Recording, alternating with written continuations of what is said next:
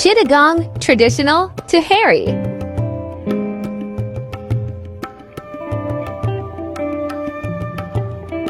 আর আজিয়া চলে আসছি পেয়ারি তেহেরিতে।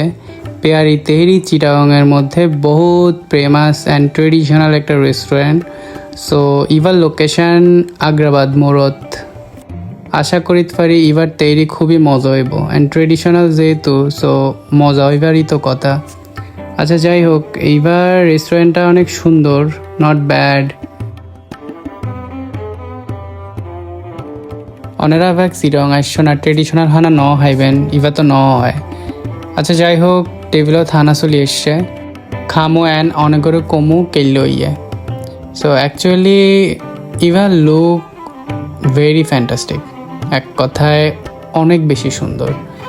এটার আউটলুক এত বেশি সুন্দর, মানে আমি অ্যাকচুয়ালি এটার আউটলুক দেখে এই রেস্টুরেন্টটাতে ঢুকছি। সো আমি অনলাইনে যখন ভিউ দেখছি আমার কাছে অতটাও ভালো লাগে নাই, যতটা সরাসরি দেখে বেশি ভালো লাগছে। অ্যান্ড খাওয়ার পরে আমার কাছে টেস্টটা, মানে যতটা আমার কাছে দেখে ভালো লাগছে, টেস্টটা আমার কাছে ততটাও ভালো লাগে নাই। তবে রেস্টুরেন্টের ভিউটাও খারাপ না, সুন্দর।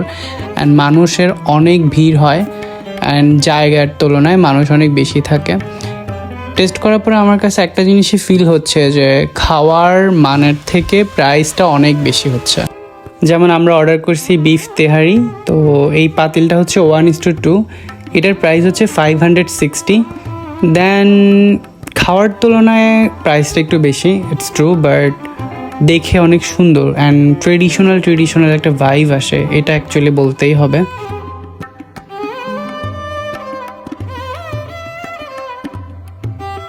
তো যাই হোক, আমরা খাওয়ার পরে সুইট আইটেম অর্ডার করলাম। ওদের 3 ধরনের সুইট আইটেম পাওয়া যায়।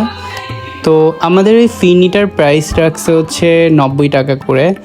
তো এটা অ্যাকচুয়ালি লাচ্ছি সামাই দিয়ে আপনি বাসায় বানাইতে পারবেন। তো আমার কাছে মনে হয়েছে যে এটা খরচ সর্বোচ্চ 20 টাকা দেওয়া উচিত ছিল, কিন্তু এটার প্রাইস 90 টাকা রাখা ইটস টু মাচ। সো আমার এই বিষয়টা অ্যাকচুয়ালি ভালো লাগে নাই।